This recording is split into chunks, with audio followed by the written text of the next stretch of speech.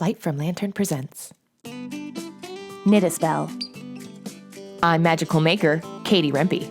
And I'm the maker of magic, James Devine.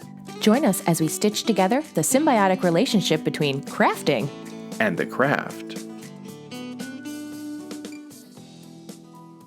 Yay, our first episode. We are live, Jim. Can you believe it? I know, it's been a long time coming, but it's been fun planning. Exactly. It's like real life now. So here we are, our first episode, and I think the people should probably know who we are, but I want to start with you. You know, in the intro, I'm Magical Maker Katie Rempe. What true. do you mean? Yeah. What is a magical? What do you mean when you say magical maker? So what I mean, and it probably varies for everyone, but in particular for me, being a magical maker is someone who encompasses magical aspects into their making. For me, making primarily is knitting. So I'm trying to infuse and work magical elements into the knitting so that not only during the process of knitting is it being collaborated, but then after it also has the same power that it holds and new fresh memories and something that really lasts. So that's my goal here. Now, you are the maker of magic, Jim. Could you expand on that a little bit? It sounds like I'm a wizard. You're a wizard, Jim. I'm a wizard. Right. Maker of magic. Well, people know me as James Devine as a palm reader. Mm-hmm. I'm also a witch and a high priest, and I've been doing that for 25 years or more. I've been a palm reader for even longer. Gosh, a long time. And so I've always been interested in the metaphysical and the esoteric and that type of thing. And I'm definitely an artist, a visual artist, and I'll craft. I can craft up some, I can hold my own when it comes to crafting. There's lots of crafting items in the crafting arena, not just knitting. That's right. But I'm not a fiber artist. I don't identify as a fiber artist yet. I say yet because you're getting under my skin, into my brain. That's right. So I'm here really from the magical perspective to provide that experience in, magic and metaphysical and the new age type of thought, which of course you have some. And I think you're really here for that making part. Yeah, and really the reason that I thought you and I would be a wonderful collaboration, Jim, is because you are so versed in the magical realm. And that's something that really has come into my forefront within the last year. So especially like around last summer. Imagine that everyone's stuck at home and, you have a little extra time on your hands, maybe some more time to research some things and really think about what you're doing and what you want. And I realized that I wanted more magic in my life. It should always be part of life. It is part of life. And I wanted to acknowledge that more. But since it was still new to me, I kind of went out looking for someone who could help. And one thing led to another on Instagram, Jim, and I found you. Let's tell that story. So I remember, I'm on Instagram. You can follow me at Divine Hand Jim. And you can follow Katie at Light from Lantern. Light from Lantern. So I got this really interesting. She slid it. She slid into my DM, y'all. That's right. Tell that story. Tell the story from your perspective. So you started telling it. Yes. So in particular, this happened over just the end of December. I was home at Florida visiting my parents, which is funny that I still think of it as home, even though I haven't lived there in forever. And I was just sitting on the lanai, as you do when you're trying to live your best golden girl life in your 30s. Oh, the lanai. Is that what you call it in Florida? I thought that was a Hawaii thing. Oh, no. Yeah. Florida, it's very much a lanai as well. Yeah. So I'm sitting on the lanai. It's December. It's sunny. I'm having a beverage. I'm scrolling on Instagram while my folks are doing something. And I'm on probably like the discovery part. And you know, when you pick up something new that you're looking at, all of a sudden everything in your discovery part starts to change. Yes. Wait, So I'm not familiar with this. Your discovery part? What do you So mean? in on Instagram, you can sort of like just search all sorts of accounts instead of your personal feed, sort of a discovery of what might be related to Oh. things you like. Oh. Yeah. And one thing led to another. They started popping up and there you were. So I thought, Wait, gosh, wait. I'm, am I getting, this is the first time I've heard this story. oh, You're telling me mm-hmm. you found me because my internet or Instagram marketing is working? Yes, congratulations. Mind blown. I didn't think those things actually worked. I'm Oh. just on Instagram having fun. Oh, well, I mean, then that is working. So congratulations. Yep. Amazing. I didn't know this. Yeah. Okay. I totally So random, but was I it? popped up somehow. Yep. And I started following you. I was like, gosh. Oh, I looked at one of your live feeds and I thought, this guy has so much energy and he knows everything. He just looks like a blast.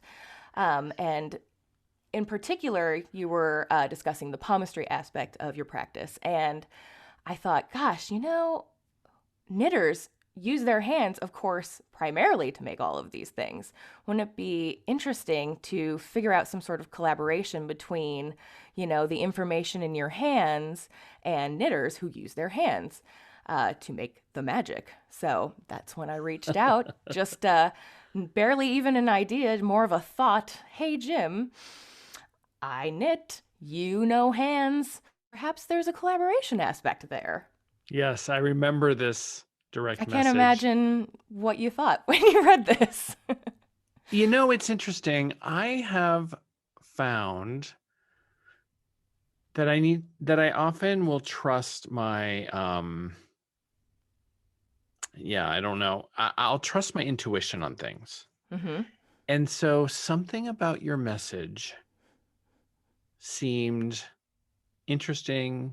It seemed, I don't know why I answer with all the, because most of the direct messages that I get Mm-hmm. are, people Junk. liking my stories, or they're some rando, like, you can get 600,000 likes in just 3 days, or, whatever Mm. BS, right? Yes, good stuff. So it was, I do read all of the DMs I get right now because Mm-hmm. I'm still not that famous. But yeah, it was really cool. It was like an interesting, I thought, oh, well, I don't think I'll really be doing anything with her because, or maybe I'll do one thing, but it would be fascinating to know what she means. And so since I noticed my curiosity, then I DM'd back, right? Mm-hmm. And originally I had really specific ideas. I was thinking about like, oh, she wants to like put together some beautiful handmade yarn in a box with like really gorgeous, and ecologically friendly, packing material, and like Mm-hmm. yarn and a pair of knitting needles and like a little pamphlet on, palmistry, and send that out as a little like, whatever. I had no idea about anything because that's all I could ever imagine. And now I realize, well, I'm sure that even toilet plunger manufacturers have an association or an online community, Oh, like yes. everyone, right? But Right. certainly the esteemed crafting of knitting and crocheting has an incredible online, like, social media behemoth site that I had no idea existed. Yeah, it's one of those niche industries that if you're not part of it, you don't know it exists. But if you're in it, it's like your whole world full of, you know, famous vendors and designers. And, you know, just like I'm sure the magical realm has their Right. people too, you know, they're all stars and people who specialize in certain things that if you're like, oh, well, if you need tarot, you know, perhaps you think of Teresa Reed, the Tarot Lady, you know, as an example. Or, you know, in Right. my world, if you're thinking of like wild, colorful patterns, you might think Stephen West. So those are Yeah. two Have no great idea who that people. is. Right. Well, you Yeah. will. But I will. You would It love was him. so it was amazing because I thought, Ooh, this is fascinating. I guess I have another connection with knitting, though, I should say, Mm-hmm. which is my lovely partners. My husband is a crocheter, and our third partner, Mm-hmm. Michael, is a knitter. And so I have been gifted amazing pieces from Ooh, both of them. so And lucky. ah, don't you give your lovers gifts of knitting?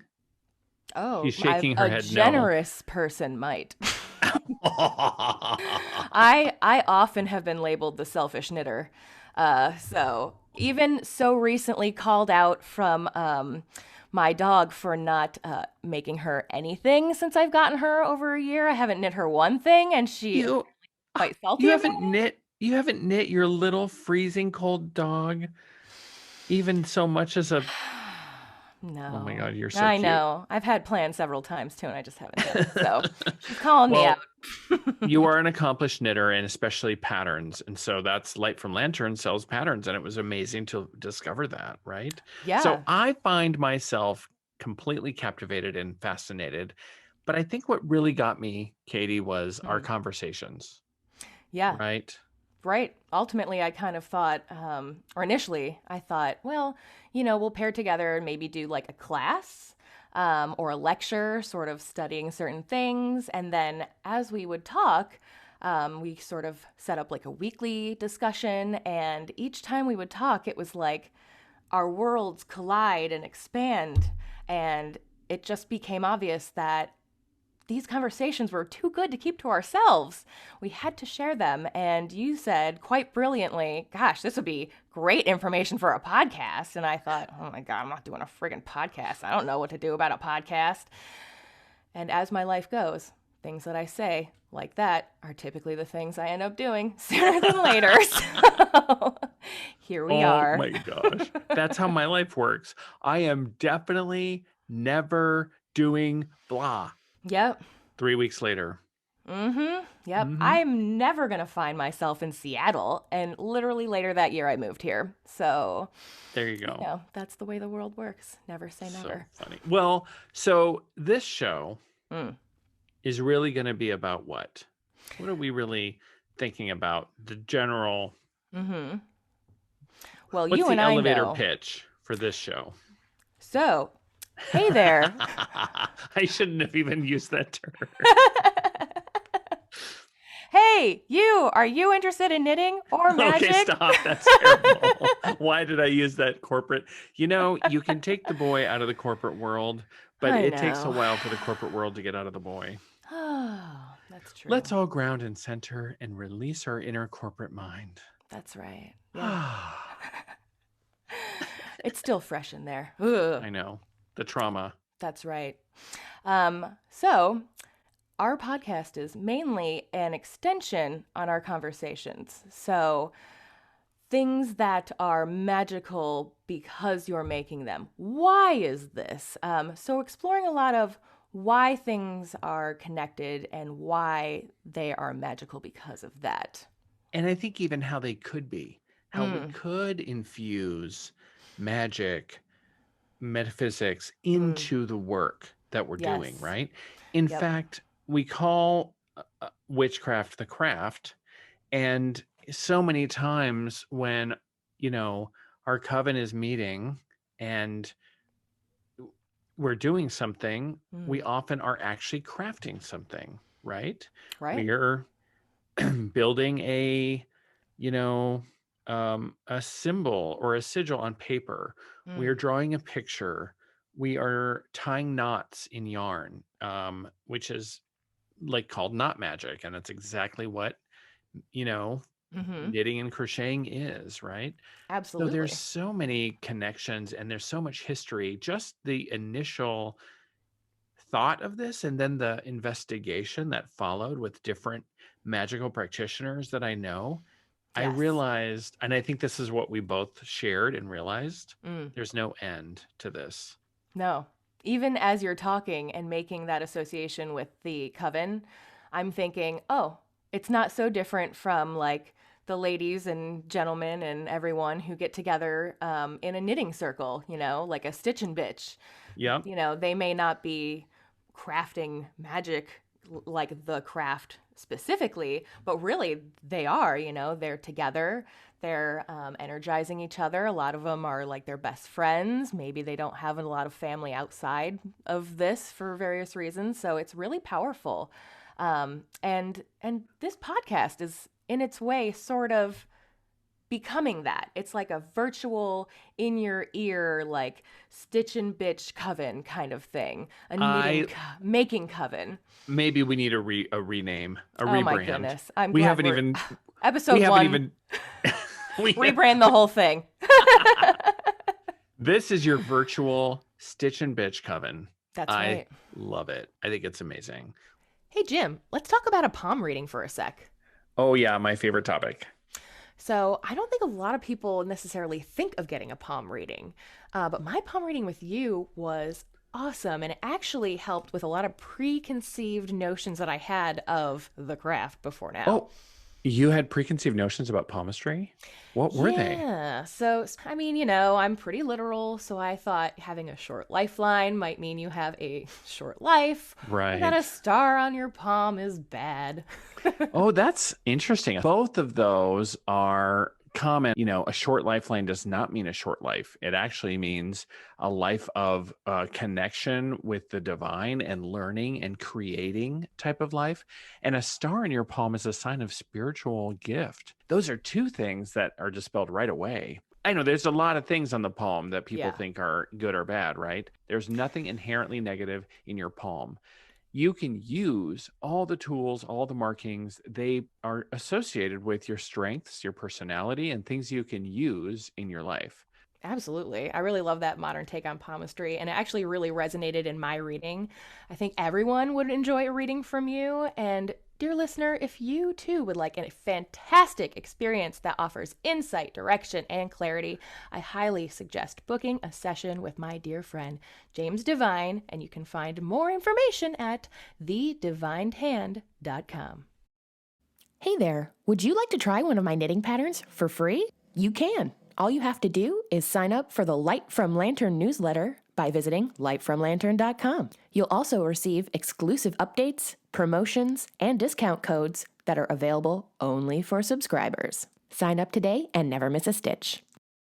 Well, I'm so excited about all of the things that we have as possibilities in the future around weaving and knitting and crocheting. And spinning. I think there's spinning. And I think there's other arts that we're not even thinking about. I don't think it's just fiber arts either. We're probably going to delve off into all sorts of fabulous topics. So absolutely. Oh my gosh, so much Putting fun. your intent into anything you make is the magic.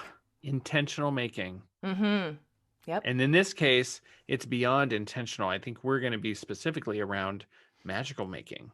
Indeed. Which is like we intend. There's two things that happen. There's our intent, which always wonderful.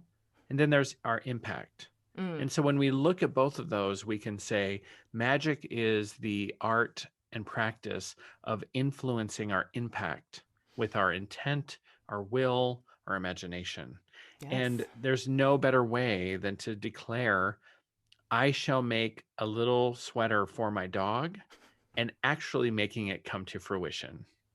Right, now, Katie? I feel like that was a bit of a read. However, you're not wrong, so I'll let it slide. Maybe it was a little read, but I'm That's sure all right. you'll read me later. Well, fair's fair. You read yourself. I'm just picking up what you're throwing down. That's true. I'm not above that either. I don't take anything too seriously. That'll be the first thing you learn about me. So why are we doing this now? Like this podcast, have you seen any other podcasts like this? Not that I'm currently aware of, but I'm sure people will let me know if I'm wrong. Please comment and let us know. Send us a message if there's other ones like this. There are a number of witchy or witchy woo podcasts that are out there. A lot of them, I listen to many of them. I think most of them are just fantastic. And of course, they're going to have different individual topics around, perhaps putting the craft in witchcraft, right? Sure. but I think this is something that I think is different in that way, more of Yeah, a niche within a niche within a niche. exactly. And realizing those two niches aren't so nichey between each other. Right. Yeah, So why are we doing it now? So here we are. This is being recorded early March 2021. that's right. As it when it gets out into the world, it's going to be later than this. But Mm-hmm. what is it about now that is the time? Well, it sort of seems like the perfect time, especially with technology that we have now, allowing it to be pretty easy in terms of still getting together, at least to a degree, virtually. It seemed like the perfect thing to do, so we can't do it in person. So, I hate to thank quarantine for anything, but hey, thanks, quarantine. It's forcing us to think outside the box. And thus, I think this is a really good thing to come out of it. So I think a podcast Right. now is great for people who maybe are also looking for a new direction in their life or another way to integrate, maybe they already have a magical background and they are getting into making and they never thought how they could cross over together. So I'm really hoping it will inspire people in a time that we really needed some inspiration. Right. I Yeah. think that as as different areas are opening up, as people are getting vaccinated, as there's this general sense of expansion that's happening. Yeah. And I think this can really play into that Jupiter type energy of expansion. Mm. And, as I mean, one of the first things that my friends who are makers want to do is get together for an in-person Stitch and Bitch, Yeah. right? Yes. Is how often have we been, how, on a range from 1 to 10, how sick of you are Zoom? How sick of Zoom are you? Right? Like a Thank you. 60. Thank you, Zoom, for existing and getting us through the Yes. pandemic. But also, I think we're ready for some IRL Oh, experiences, right? yes. Yes. So perhaps this podcast is perfectly timed to help inspire a group of people in real life, Mm. knitting and making magic. What would that be like for people to do that? It's pretty cool. Absolutely. And if it's a great thing to do if you're feeling sort of lost or like mixed up in the chaos, it gives you a great like anchor. It's a good grounding technique just to bring yourself back. I know I can easily get swept up in what's happening in the world and, with my personal family here, especially since, you spend 100% of the time with people anymore. so yeah, Totally. just to have something that's yours that takes you out of the chaos and into yourself is a really great tool to bring back out, especially as people are going to be, like you said, reemerging into the social aspect. I think there could be a lot of like unintended anxiety with that. So again, to have this with you could be a really great coping mechanism. So That's I'm going cool. to be in a lot of people's face. So if you're like an introvert who's been like really excited about this the whole time, I'm like the super extrovert that has just barged their way into other people's conversations at this Right. point. So Well, I sorry. think even the introverts I know are like, okay, we've had it. We're It's ready for enough. some interaction. I am Ugh. also an extrovert, so What? something Oh, to know about I us. didn't I know. realize. Hard to imagine. Hard to imagine. Yeah. Well, Yeah. I hope that we're your like BFFs on the topic that we Absolutely. and I'm learning. So what I don't know is knitting or Mm. crochet or macrame or weaving. Like I don't know that stuff, right? And Mm. I'm looking forward to learning about what is it like to actually knit. And did you know, for the knitters out there, they're going to laugh at me, but for the people who don't knit out there who might be listening, did you know that you can knit in two different ways? That's right. And some people do it one way and some people do it the other. I had no idea. Like the intricacies of knitting is like, ooh, so Mm-hmm. fascinating, right? So that's where I want to grow. What I want to learn is more about the making, more about the crochet and macrame, all those kind of things, right? Yes, I'm very anxious to teach you. I know I'll have you knitting before the end of the year. It's a Awesome. guarantee. Yes. Even if you're not making, like giant Afghans or lace shawls or something. I already know Um, what I'm going to make. oh, okay. What are you going to make? A little sweater for my friend's dog. Oh my gosh. I'm so mean. Why am I so Well, maybe mean? you will get to it before me. I mean, Probably by the end of the year I will. you know what? That's fine. So She needs it mean. one way. If you do it, then I don't have to do it, honestly, and I can get to work on the blanket. Apparently, she wants to. So I'm so you'd really be doing I'm me a favor. I'm so kidding. It's too easy to tease my Oh, friend. well, I don't mind. And he's not wrong. Sorry, pancakes. This is a watercolor of her for Oh, anyone who's watching on our YouTube channel. yes. So puppy's name is the best name ever. That's right. She's a little Ever. chihuahua. Little chihuahua named Pancakes. That's not What? right. Plural, pancakes. Many Not one. pancakes. That's right. How many is she? She's a fat stack at this point.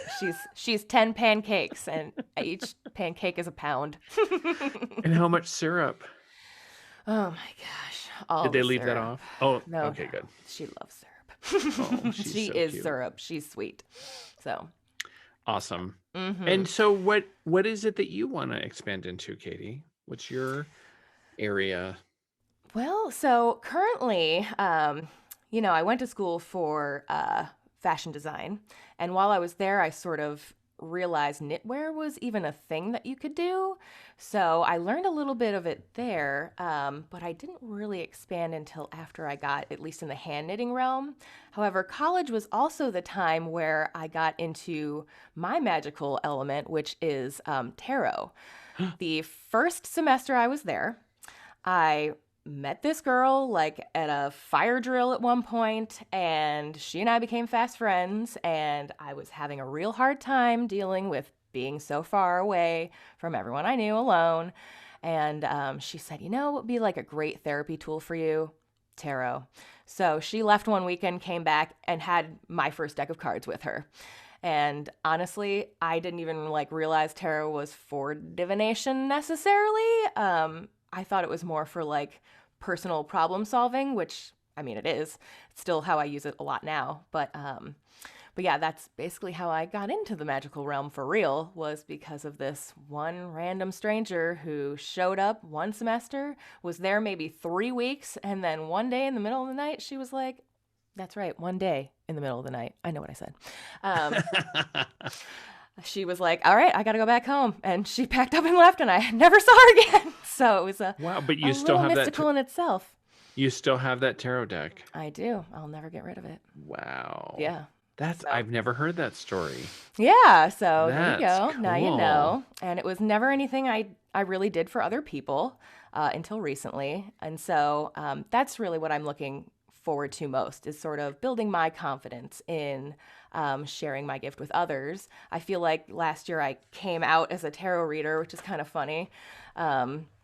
So yeah, just more personal ownership on my part. And then I just love to learn. So through you and through future guests, I just am really excited to expand my whole horizon.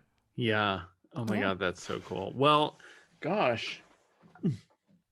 As I turn around and That's reach right. for my tarot cards, Ooh. maybe one of the things we could do is pull a card and Ooh. have that be the theme of an opening conversation. Sure. I wish I had my tarot Ooh. deck handy. I don't, but I'll let you draw it.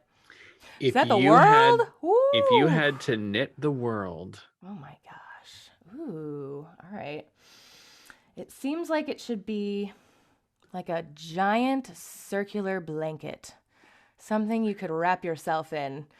You are the world. You're complete. It's everything. It encompasses you. That's what I so would go that's for. basically a slanket. Ooh. Yes. Like it's Blanket. everything. It's a robe, it's a blanket, it has It's a snuggie. sleeves, it's a Yeah. snuggie. It I has love slippers attached. It has flip-flops attached. that. Mm-hmm. It's I don't comforting. know. It's there for Yeah. you. And it Yeah. would have a scarf. It'd have a scarf extension, just in case you wanted that. It'd have a belt. Maybe it'd even have a zipper. I mean, I'm just imagining what the world a blanket Yes. that It's would got be some knit for the. buttons on there It'd have and some pockets, glitter. Yes. zipper pockets, a unicorn horn. It's got footies. Yeah. Yeah. It's Yeah. basically the Swiss Army knife of blankets. I love that. Yeah, it can do anything and be anything. And So it when we takes think, you the entire world to make. So your whole life, right, the good entire luck. span. Yeah, Yes. that would be a task that the gods would farm out to some myth somewhere, an That's impossible right. task. Yes, send it So to when we India think so Shiva with all of the arms can make it quite fast. exactly, so if we Yes. think about the world, it encompasses completion and like the sort of like the end of the fool's journey, right? Mm-hmm. And so that is cute to think about, like how we imagine what a world type of make would be Yeah. if we were to interpret that into something that was actually makeable, Mm-hmm. like I don't A know blanket what or a is some shawl. yeah, a blanket or a shawl, because I Mm-hmm. love that idea of like it wraps around you, Mm-hmm. like the serpent in that dragon type of Right. character that's circular in the world. You could even knit that in, like as the border, the two serpents eating each other's tail. Wow. Mm-hmm. Yeah, you could the put some or imagery in there. the Ouroboros. Yes. Mm-hmm. An Ouroboros scarf. Do you have a pattern that's an Ouroboros? You have an infinity scarf pattern, Yeah. or do you? Like a cowl kind of a thing, a circular Yeah, situation. Mm-hmm. yeah. Like you have one now on your website, right? Yeah, absolutely. Sure do. Yep. I have Yeah. it's the Stormy Shores cowl. It's a good one. And it's The got Stormy fringe. Shores cowl. Ah, Yeah. For when that's your so cool. mind is all mixed up and you need to calm down. Stormy Shores. It's fascinating to think about donning a finished product of hand knitwear that you crafted yourself with intent, Mm, wearing it around your neck, and being able to don that piece of that garment with intent right. based on how you made it, and to then allow yourself to ground and center, and release and have your mind be you know connected. So I Mm-hmm. love that Stormy Shores cowl idea, right? Yeah. And that one of the reasons is, like, one of the cool things is ordering it. You can't order it. You can only buy the pattern, and Right. then you get to make it, That's right? right. That's part of the fun. And part of the magic. Exactly. Yes. It's all about realizing the same specialness of having something made for you can be made with what you make for yourself if you want it to be. So you just have to think about it in the same way. It's like Yeah, just like self-care. Sometimes it's easier to take care of your best friend than it is for yourself. So, right. yeah. And I guess I also think, what are all the things you could incorporate into that magically? And this is a little bit of a sample of the conversations that you and I have had before, which Mhm. are, gosh, when I think about how to make the Stormy Shores cowl, for instance, Sure. magical, I might think, gosh, what is a calming color for me?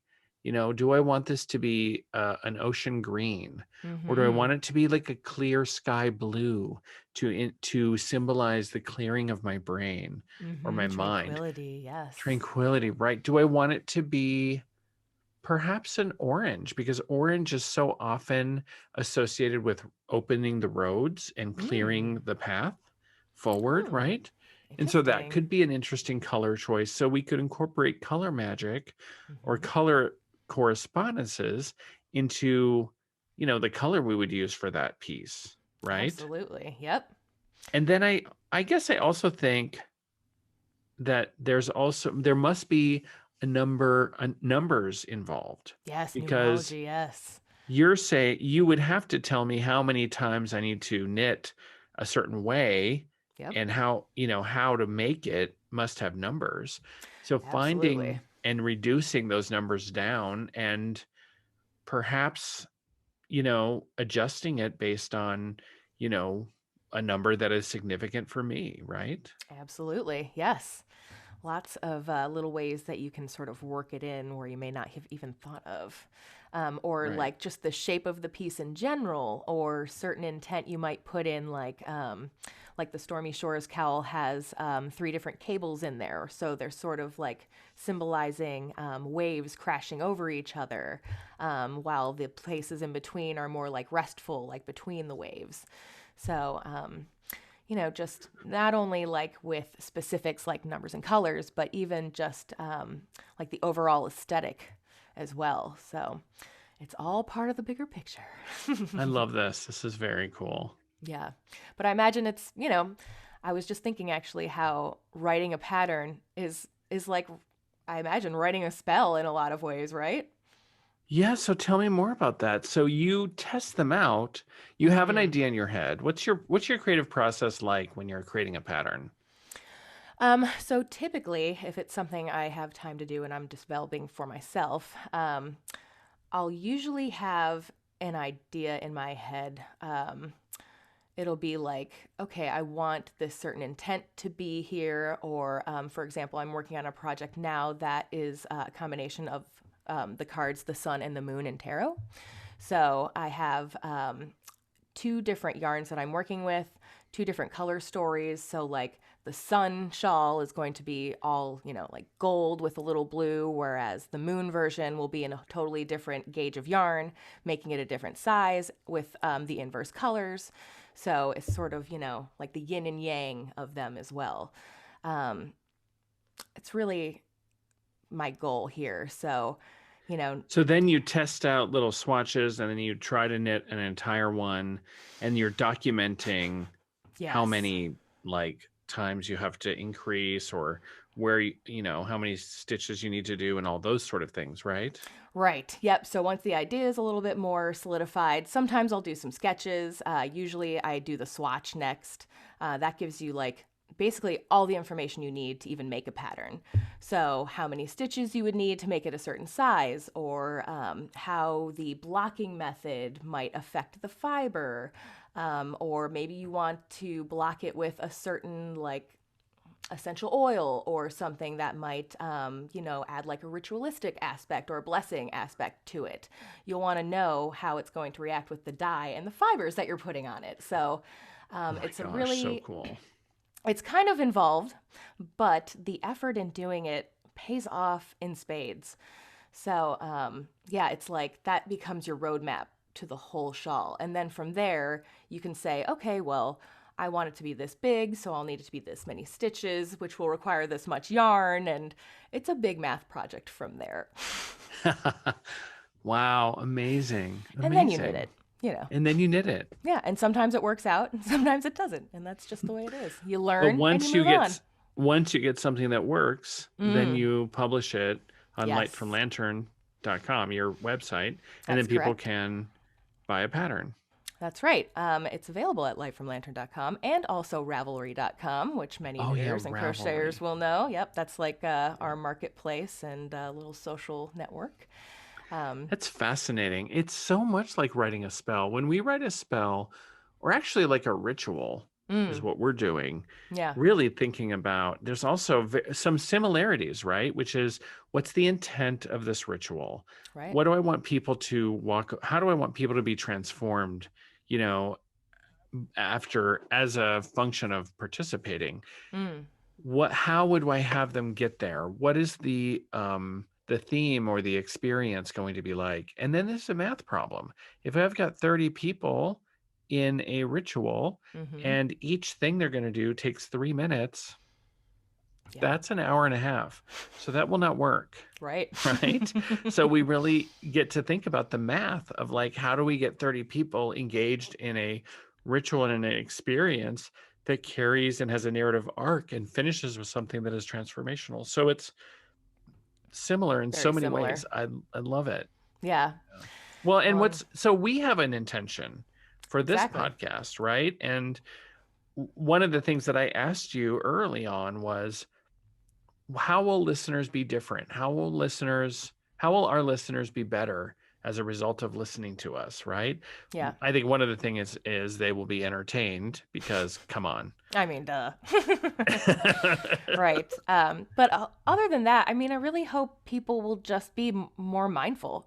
We had a great conversation the other day about how, magic is perceived as something that only happens when you want it to, but really we're living in a world that magic is always happening, but maybe you're not really conscious to the fact that you could be manipulating it at this point. So Right. maybe by starting in something that is a hobby, is which you love to do, it can then expand, from there, and be a lot easier since you already have the habit in you.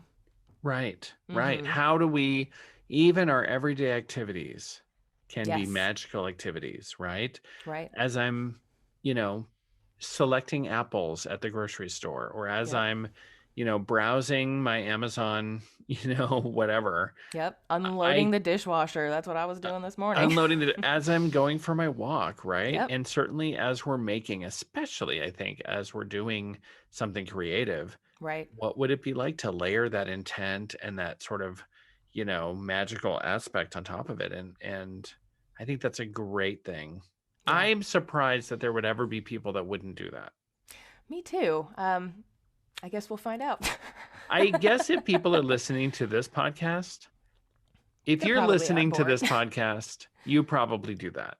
And Yeah. I love it. Mm. But we could Mhm. all think a little bit more. Like me, I know I don't know everything. I'm always willing to glean. So, Well, that makes one of us. No, I'm kidding. must be Ah, so hard knowing everything, Jim. my brain would explode. It's the best thing in the world to learn. And Yes. and I even love discovering when I'm wrong.